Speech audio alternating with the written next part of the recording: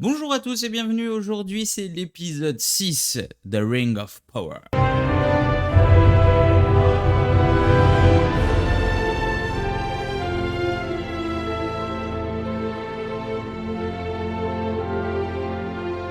Et bien évidemment, comme à chaque fois, avant chaque review, je vais vous demander de vous abonner pour que la chaîne grandisse un peu plus. Je sais qu'en plus vous êtes assez nombreux à me regarder sur mes reviews de Ring of Power, donc profitez-en pour aider la chaîne et n'hésitez pas aussi à voir les autres vidéos. Et sur ce, on passe tout de suite à la review. Bon, eh ben, j'ai envie de dire enfin, on voit quelque chose de concret, on voit quelque chose qui est intéressant. Voilà, l'histoire m'a l'air d'avancer un tout petit peu. Voilà, on apprend des choses et des choses qui sont concrètes. Voilà, on n'apprend pas du vide. Et ça fait plaisir, bordel. Non, parce que devoir attendre le sixième épisode pour avoir des révélations, pour avoir un petit peu de choses à se mettre sous la dent, je suis désolé, mais c'est trop long.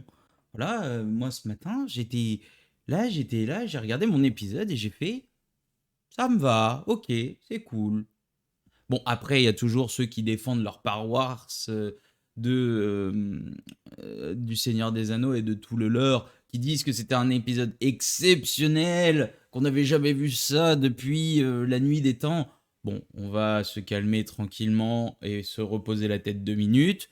C'était pas un épisode exceptionnel, du moins j'espère, parce que si au sixième épisode, en sachant qu'il en reste 3, si c'est le sixième épisode qui est le plus exceptionnel, du coup on va encore se faire chier pendant 3 ou comment ça se passe quoi. Bon, on reprend vite fait le fil, hein. Donc du coup là c'est vraiment très centré sur Arondir, les orques qui vont attaquer Ostyrite, voilà. Et donc on voit les orques qui attaquent Ostyrite et les habitants qui étaient cachés dans cette tour décide de se retirer, de faire une sorte de... Et Arondir décide de faire une sorte de piège pour, on va dire, un peu diminuer les orques en termes de quantité. Ils se retranchent dans une ville et dans cette même ville, du coup, les orques vont les suivre et vont les attaquer. Qu'est-ce qui se passe? Eh ben, il se passe que les humains, bizarrement, gagnent le combat. Même moi, j'étais là, je fais, tiens, c'est bizarre.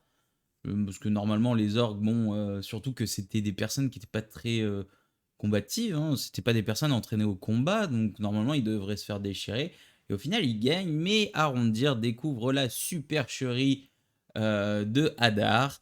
Et qu'est-ce qui se passe? C'est qu'en fait, Hadar avait pris les humains qui lui avaient prêté allégeance à l'épisode d'avant pour les envoyer comme de la chair à canon, de la poudre à canon. Oui, enfin de la chair à canon. Oh, je sais plus. Bref. Enfin bref, il les a envoyés en première ligne et bah, ils se sont fait tuer par leur propre, par leur compère d'avant parce qu'ils découvrent que ils ont du sang rouge alors que les orques ont un sang un peu noir, globuleux, dégoûtant, enfin visqueux quoi. Découvrant cette supercherie, Aroundir se dit putain merde c'est pas fini. Et là qu'est-ce qu'on voit? Les orques qui attaquent de loin avec les flèches et tout ça. Ils décident de se retrancher dans une sorte de taverne. Et là les orques les encerclent, ils rentrent, ils prennent tout le monde en otage. Hadar demande l'épée un peu cassée là, qui sert de clé pour ouvrir quelque chose dont on verra après. Et Hadar commence à faire exécuter 2-3 personnes pour qu'on lui donne la clé plus rapidement. Au final, c'est le petit Théo qui va lui dire où elle se trouve. Hadar prend la clé, commence à se barrer, et au final, qui est-ce qu'on voit arriver et que j'avais prédit dans la review d'avant? Ce sont les Numériens avec Galadriel et Halbrand qui arrivent. Ça massacre de l'orque. Ensuite, ils arrivent et ils partent à la poursuite de Hadar. Bon, moi déjà, sur cette première partie, déjà, j'ai pas grand chose à dire parce que ça paraissait évident que les Numériens allaient arriver. Ce qui colle le moins, peut-être en termes de temps, c'est voilà, c'est que on les voit encore en mer au début de l'épisode. Alors, c'est que ça doit pas se passer en même temps, mais ça, c'est pas vraiment bien expliqué, je trouve. Donc, ça aurait été bien de bien nous expliquer que les deux temporalités ne sont pas les mêmes dans les chronologies. des différentes histoires là. Ce qui permettrait d'éviter de dire: «Ah mais attends, comment ils ont fait pour arriver si vite?» Voilà, je pense qu'en fait, au final, quand, Arondir et ses collègues se sont, enfin et les habitants se sont cachés dans Ostirith pour la première fois, je pense qu'en fait, les Numériens étaient déjà arrivés sur la Terre et qu'ils étaient en train de faire le chemin à cheval, mais ont préféré nous conter les histoires, enfin les récits qui se sont passés à Numénor et sur le bateau, plutôt que de nous montrer les Numériens sur des chevaux en train de tracer dans la forêt. Ensuite, Galadriel cheatée. Galadriel, elle est cheatée, je suis désolé. Même elle est trop cheatée. Elle arrive, sur son cheval, elle fait des cabrioles pour éviter les coups d'épée, les, euh, les flèches et tout ça. Et moi, je sais pas, c'est trop cheaté. Elle voit. Alors, elle arrive, c'est la femme qui murmure à l'oreille des chevaux. Elle lui incante je sais pas quoi. Le cheval, il passe à Mac 12 pour rattraper celui d'Adar. C'est pas normal. Et après, donc, du coup, on voit Halbrand qui met un grand chassé au cheval de Hadar. Hadar tombe au sol, il est fait prisonnier. On remarque que Halbrand voulait le tuer, mais Galadriel l'empêche. Galadriel le met dans une sorte de grange et le questionne, et c'est là qu'on commence à avoir deux, trois explications. Déjà, j'ai envie de dire un gros fuck à tous ceux qui vous balancent des théories. Oui, Hadar, peut-être c'est Sauron. Putain, mais ça se voyait bien que c'était pas Sauron. Euh, Enfin, je sais pas, ça paraissait tellement évident. Le mec, tu le fais pas arriver à l'épisode 3. Et surtout, tu le fais pas arriver comme ça sur un flou de fin d'épisode et tu le fais pop au début d'un autre épisode. Je suis désolé, ça aurait été vraiment la pire apparition de méchant de tous les temps, là, par contre. Hein. Voilà, hein, quand on voit la première apparition de Dark Vador, quand on voit la première apparition de Thanos, quand on voit la première apparition de plein d'autres méchants dans le cinéma et dans les séries, c'est des arrivées qui sont stylées, badass, classe. Là, Hadar, ça aurait été Sauron, mais ça aurait été la pire arrivée de méchants éclatés au sol. Voilà. Donc moi, Sauron, j'espère qu'on le verra peut-être à la fin de la saison 1 et qu'on le verra arriver en mode beau gosse, en mode le mec en impose. Genre, t'as pas envie de le croiser.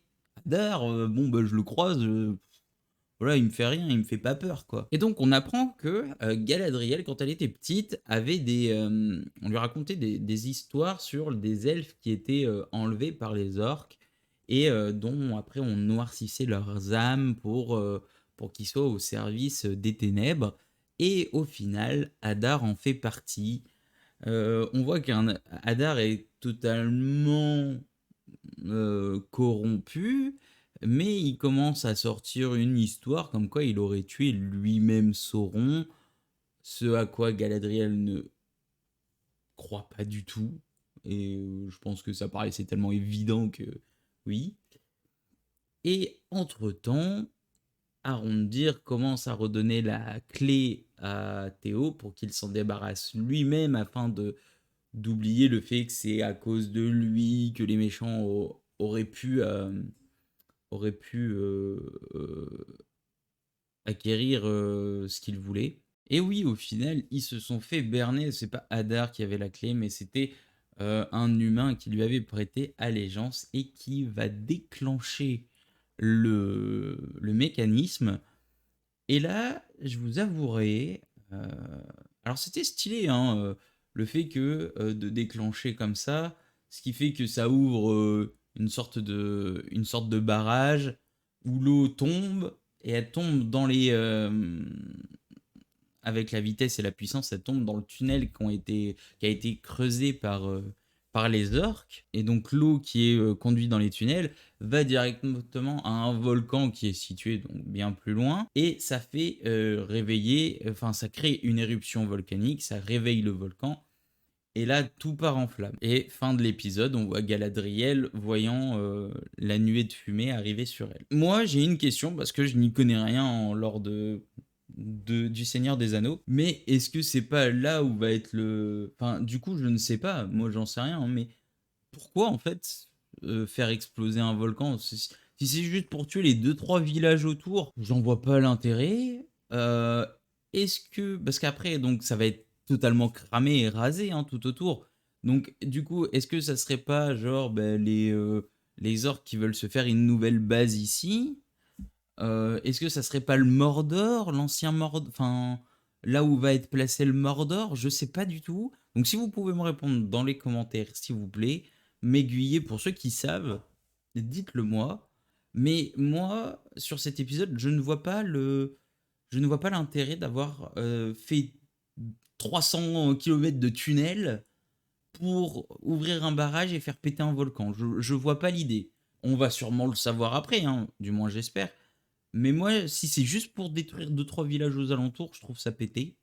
Enfin, je trouve ça nul. Après, si c'est pour autre chose, on en saura la suite après, et j'en sais rien. Et j'ai même pas une putain d'idée de savoir pourquoi. Je pourrais même pas vous avancer une idée à moi, une théorie. Moi, la seule que je dirais, c'est est-ce que ça serait pas le nouveau Mordor? Enfin, le Mordor, en fait.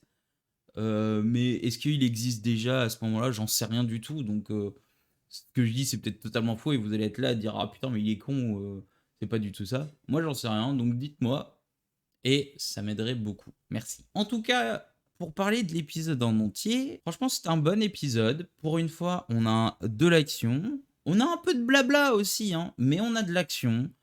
C'est limite, pour moi, c'est ce qu'on aurait dû avoir dès le début.